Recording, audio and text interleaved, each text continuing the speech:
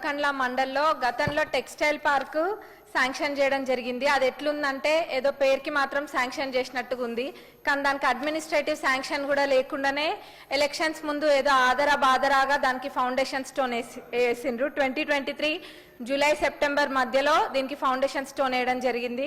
మరి తర్వాత అధికారులను పిలిపించుకొని మరి ఏమైంది, అక్కడ ఎందుకు మనము ముందుకు తీసుకెళ్ళలేకపోతున్నాం అని కనుక్కుంటే తెలిసింది ఏంటంటే అడ్మినిస్ట్రేటివ్ శాంక్షనే లేదు, కాకపోతే ఎలక్షన్స్ ముందు వేయడం జరిగింది ఫౌండేషన్ స్టోన్.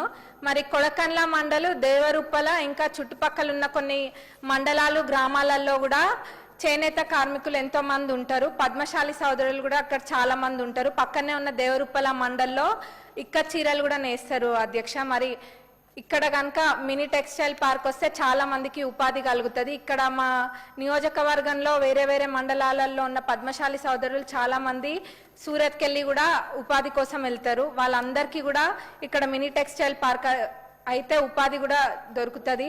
మరి ఇక్కడ పక్కనే మండలంలో నేసే చీరలు కూడా ఇక్కడ ఉన్న శిల్పారామంలో ఏదైతే మహిళలకు కేటాయించిన 106 షాప్స్ ఉన్నాయో అక్కడ కూడా వాళ్ళు పెట్టుకుంటున్నారు. మరి ఈ టెక్స్టైల్ పార్క్ వస్తే వాళ్ళందరినీ కూడా ప్రోత్సహించినట్టు అవుతుంది. ఇంకా కూడా వేరే రకాల చీరలు నేయడానికి కూడా వాళ్ళని ప్రోత్సహించవచ్చు. అక్కడ టవల్స్ ఇవన్నీ కూడా నేస్తారు కొడకండ్లలో.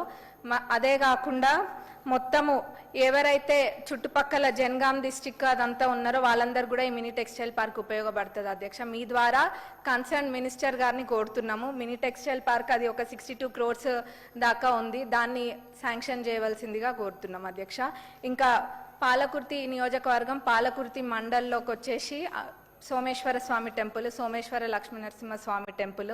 అక్కడ ఎప్పుడు కూడా అంటే కార్తీక మాసంలో కానివ్వండి లేకపోతే శివరాత్రి అప్పుడు పెద్ద ఎత్తున భక్తులు తరలొస్తారు. చుట్టుపక్కల మండలాలు వేరే నియోజకవర్గాల నుంచి కూడా భక్తులు వచ్చి అక్కడ రాత్రులు నిద్ర కూడా చేయడం జరుగుతుంది. మరి వాళ్ళందరికీ కూడా అంటే ఇప్పుడున్న వసతులు కాకుండా ఇంకా కళ్యాణ మండపం, పర్మనెంట్గా కళ్యాణ మండపము, మెట్లకు సంబంధించి స్టైర్స్, ఇంకా సంప్ ఒక 200 kL సంప్, అఖండ జ్యోతి కూడా కార్తీక మాసం అప్పుడు అక్కడ ప్రత్యేకత ఏంటంటే అఖండ జ్యోతి కూడా వెలిగిస్తారు. ఆ చుట్టుపక్కల ఎన్నో గ్రామాలకు కూడా కనిపిస్తూ ఉంటుంది అఖండ జ్యోతి.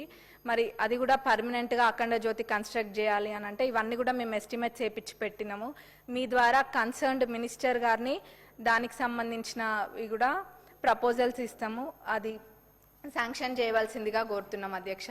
ఇంకా